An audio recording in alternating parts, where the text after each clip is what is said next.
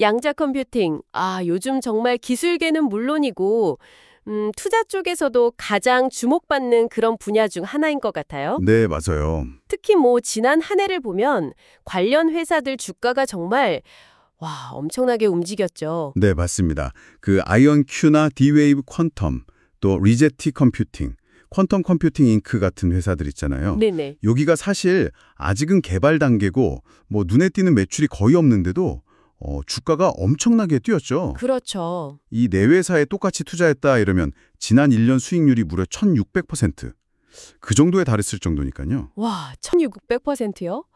아니, 근데 방금 말씀하신 것처럼 아직 돈을 거의 못 버는 회사들인데 어떻게 그런 수익률이 나왔을까요? 그 비결이 뭘까요? 아무래도 역시 인공지능, 그 AI 붐의 영향이 컸다고 봐야겠죠. 아하. AI가 이제 세상을 바꿀 거다. 이런 기대감이 커지면서 자연스럽게 그럼 다음 혁신은 뭘까?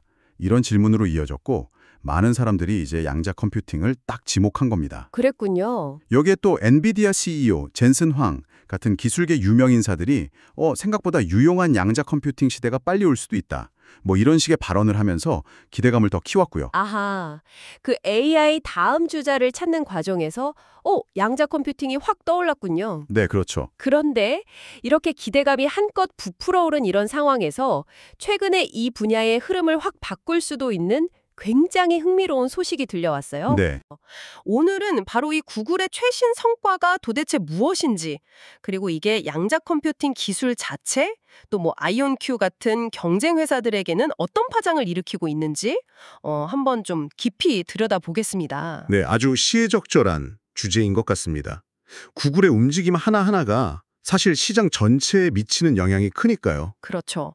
그럼 먼저 구글이 뭘 했는지 그거부터 좀 살펴볼까요? 네, 작년 12월에도 구글이 윌로우라는 양자칩으로 세상을 한번 놀라게 했었잖아요. 네, 맞아요. 있었습니다. 그때 당시 최고 성능 슈퍼컴퓨터로 1경년, 1 뒤에 0이 16개나 붙는 시간 동안 계산해야 할 문제를 단 5분 만에 풀었다. 이렇게 발표해서 다들 와 했었죠. 네, 엄청났죠? 그때 양자 컴퓨팅 관련주들도 같이 막 들썩였던 기억이 나거든요. 맞습니다. 그것만으로도 진짜 대단한 성과였는데 최근 구글은 거기서 멈추지 않고 한 단계 더 나아갔습니다. 더요? 네, 바로 그 윌로우 칩을 이용해서 하드웨어상에서 실제로 검증 가능한 양자 우위를 달성한 최초의 알고리즘, 이걸 성공적으로 시연했다는 발표를 내놓은 거죠.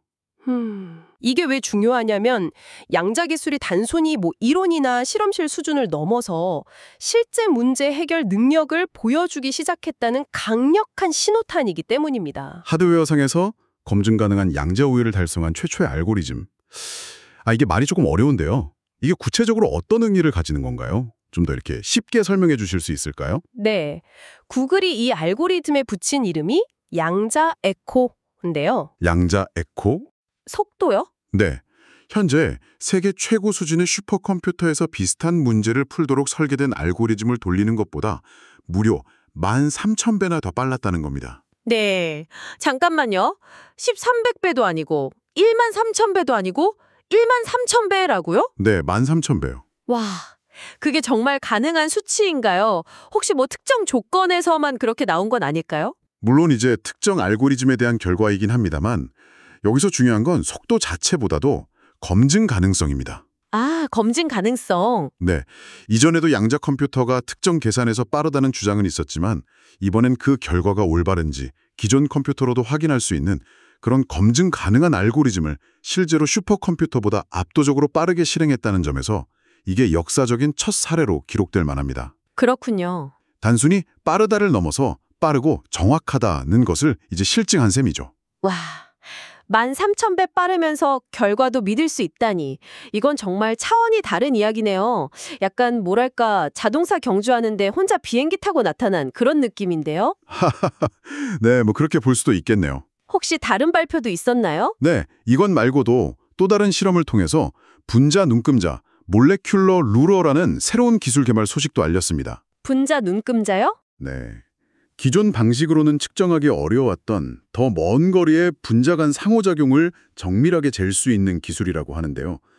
이처럼 구글이 양자 컴퓨팅 분야에서 그냥 연구만 하는 게 아니라 구체적이고 실질적인 성과들을 꾸준히 그것도 상당히 빠른 속도로 내놓고 있다는 점이 주목할 만합니다. 그렇군요. 구글이 이렇게 연이어 진짜 인상적인 결과들을 발표하니까 자연스럽게 시장 반응이 궁금해지네요. 네. 특히 아까 언급했던 그 아이온큐나 D-웨이브 같은 회사들 말이에요. 작년 12월 구글 윌로우 칩 발표 때는 주가가 같이 올랐던 걸로 기억하는데 이번에는 어땠나요? 여기서 아주 흥미로운 반전이 있었습니다. 반전이요? 네. 예상과 달리 이번에는 시장 반응이 완전히 차가웠어요. 아, 정말요? 네. 구글 발표 당일 아이온큐, D-웨이브, 리제티, 퀀텀 컴퓨팅 잉크 이 4개 순수 양자 컴퓨팅 회사의 주가가 일제히 최소 7% 이상 급락했습니다. 네. 아니, 정반대 반응이라니 정말 의외인데요. 작년에는 구글 덕분에 다 같이 웃었는데 이번에 왜 이렇게 싸늘한 반응을 보인 걸까요? 혹시 뭐랄까 투자자들이 이제 구글 빼고는 희망이 없나 뭐 이렇게 생각하기 시작한 걸까요? 바로 그 지점을 짚어주셨네요. 정확합니다. 작년 12월만 해도 시장 분위기는 와, 구글이 저렇게 앞서 나가니 양자 컴퓨팅 시대가 정말 코앞이구나. 시장 전체가 커지겠다. 뭐 이런 느낌이었던 것 같습니다. 네네. 그래서 구글의 성과가 다른 작은 회사들에게도 긍정적인 영향을 줄 거라는 기대, 이른바 낙수 효과를 기대했던 거죠. 큰 물이 들어오면 작은 배도 같이 뜬다. 뭐 이런 심리였군요. 그렇죠. 그런데 이번 구글 발표 이후의 반응은 사뭇 다릅니다. 어떻게 다른가요? 투자자들이 구글의 그 압도적인 기술 진전을 보면서 이거 혹시 아이온큐 같은 회사들이 구글을 따라잡기는커녕 격차가 더 벌어지고 있다는 신호 아니야? 라고 해석하기 시작한 것 같아요. 어쩌면 그동안 기대감만으로 넘어올랐던 주가에 약간 거품이 끼었다. 이렇게 느끼기 시작했을 수도 있고요. 즉, 구글의 성공이 반드시 다른 경쟁사들의 성공으로 이어지지 않을 수 있다. 이런 좀 더 냉정한 현실 인식이 퍼지기 시작한 거죠. 그렇군요. 구글이라는 초고속 열차가 다른 열차들을 막 끌어주는 게 아니라 홀로 질주하면서 다른 열차들을 저 멀리 따돌리는 그림, 뭐 이렇게 보이기 시작한 겁니다. 현실 인식이 달라졌다. 그렇다면 실제로 기술적인 측면에서 구글과 다른 회사들 사이에 그 정도로 큰 격차가 있는 건가요, 지금? 네, 현재 발표된 내용을 기준으로 보면 그렇다고 말할 수 있습니다. 그래요. 양자 컴퓨터의 계산 능력을 보여주는 지표 중 하나가 큐비트 수위인데요. 네, 큐비트. 구글 윌로우 칩은 현재 105큐비트를 가지고 있습니다. 105개. 반면에 아이온큐의 현재 가장 큰 프로세서인 포르테는 36큐비트 수준이고요. 105대 36이면 단순 계산으로도 거의 3배 차이네요. 네, 일단 큐비트 숫자만 봐도 차이가 꽤 나죠. 물론 이제 큐비트 숫자만이 전부는 아니에요. 그 큐비트의 안정성이나 오류율, 뭐 서로 얼마나 잘 연결되어 있는지 같은 질적인 측면도 매우 중요합니다. 네, 그렇겠죠. 하지만 현재 공개된 성능 지표들을 종합해보면 구글이 기술 개발 속도 면에서 확실히 앞서 나가고 있는 것은 분명해 보입니다. 아이온큐나 다른 경쟁사들도 물론 수천 큐비트급 컴퓨터 개발을 목표로 로드맵을 가지고 있지만 현재 시점에서의 기술적 우위는 구글 쪽에 있는 거죠. 그렇군요.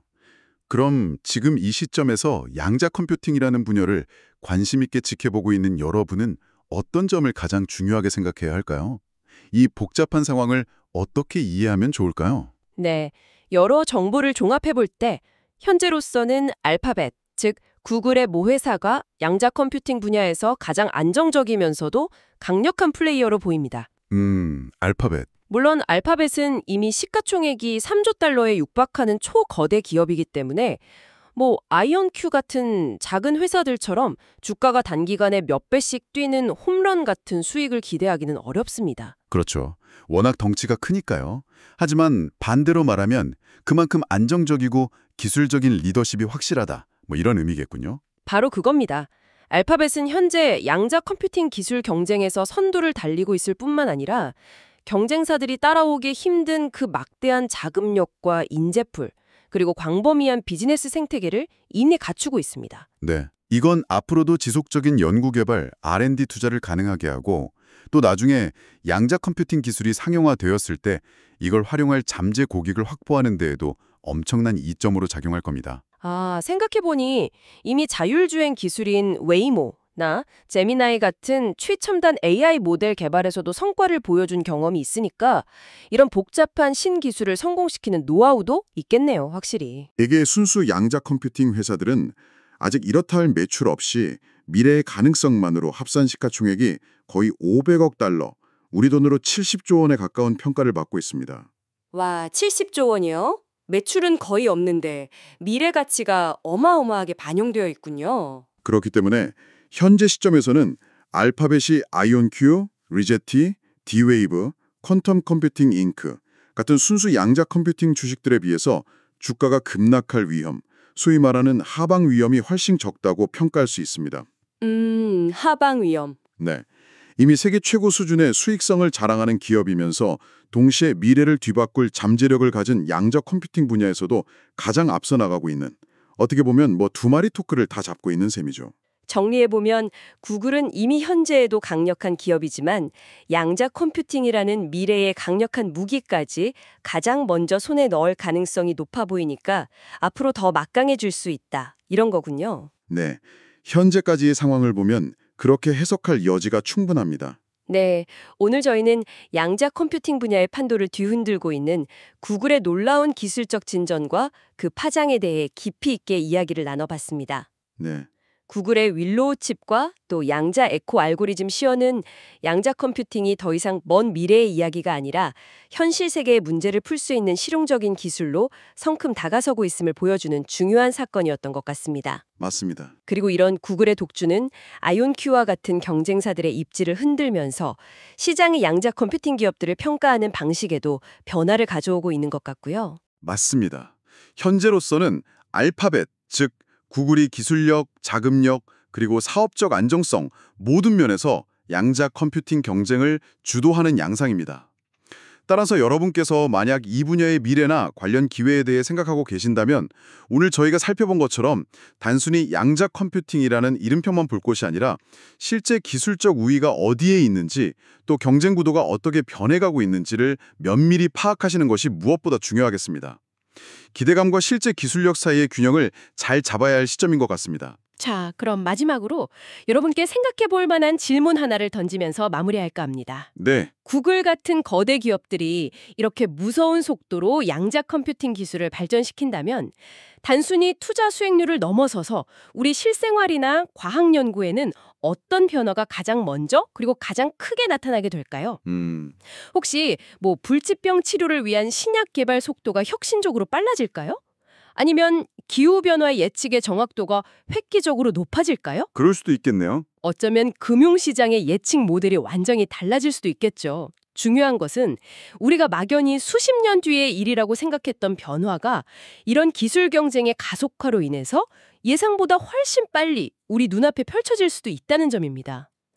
과연 어떤 분야에서 가장 먼저 그 혁신적인 변화를 체감하게 될지 한번 상상해 보시는 건 어떨까요?